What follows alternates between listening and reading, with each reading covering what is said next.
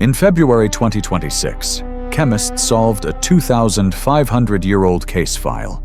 They took a fungus that can rot your fingers off, the same one blamed for medieval outbreaks of St. Anthony's fire, and used a technique available in the Bronze Age to turn it into something potentially psychoactive, while stripping out the toxicity that made it lethal. Wood ash. Water. 2 hours of heat. They may not have been trying to get high. They may have been trying to make the poison survivable, to answer what the ancient Greeks actually drank at Eleusis. For over 1,000 years, initiates walked to a temple outside Athens, fasted, and drank a beverage called kakion. Plato wrote about the experience as if he understood its promise from the inside. What happened next was a state secret, on pain of death. We only know the outline. People came out reporting they'd glimpsed death itself and stopped fearing it. Since 1978, the leading theory has been ergot, a grain fungus chemically related to LSD. The problem? Raw ergot doesn't get you high, it poisons you. Nobody could explain how ancient priestesses would separate the vision from the venom. That's exactly what the 2026 study tested. Not whether Eleusis used the drug, but whether the chemistry was even possible with Bronze Age tools. It was. The authors are careful to say this proves feasibility, not fact. Keep that distinction in mind. Everything else in this video lives in that same gap between possible and proven. And stay with us, because the strangest piece of evidence in this whole story has nothing to do with Greece at all.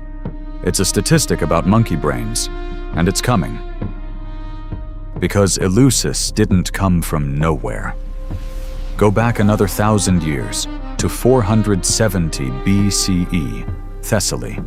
A gravestone carved with 2 women facing each other, one holding out what looks like mushrooms. For decades, scholars assumed Demeter and Persephone.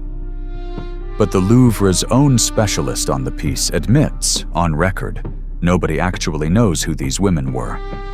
Researcher Karen Vogel makes the case for something more specific. 2 shaman priestesses, memorialized with the tool of their trade. 4,000 years before that stele, at the Neolithic site of Vincha near Belgrade, archaeologists found small carved stone objects identified as mushrooms.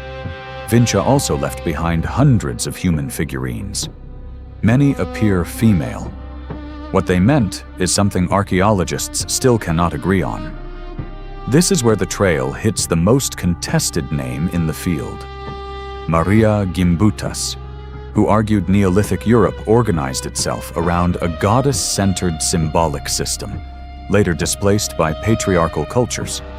Most working archaeologists, including Ian Hodder, who spent 20 years on the very site Gimbutas built her case on, think she read far more certainty into the evidence than it supports.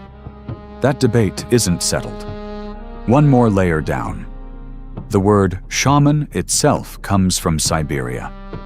In 1914, anthropologist Maria Czaplicka noticed something odd across dozens of Siberian tribes. The word for a male shaman changes tribe to tribe. The word for a female shaman doesn't. Same root almost everywhere. Czaplicka thought this preserved a fossil of an older reality. That female ritual specialists came first. Modern linguistics can't prove that. But the pattern is hard to ignore. Now the strange left turn. In 2005, biologist Patrick Lindenfors wasn't studying religion. He was testing the social brain hypothesis in primates, separating male from female group size for the first time. The result was clean. Neocortex size tracks female social group size tightly and doesn't track male group size at all.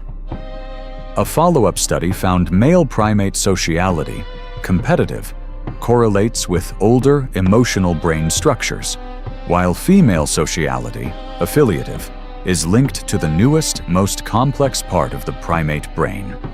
Nobody in that research was thinking about shamans. It was a statistic about monkeys.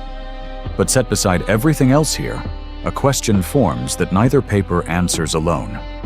If the brain architecture built for complex social bonds evolved alongside female sociality, is it a coincidence how often women appear near the center of the earliest ritual and altered state evidence we have?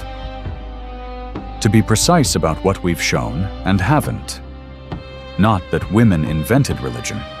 A gravestone nobody can confidently identify.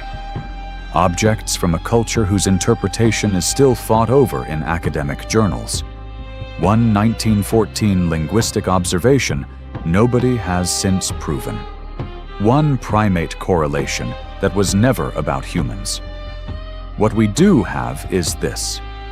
Across very different kinds of evidence, women keep appearing closer to the machinery of ritual than the old story of religion would lead us to expect.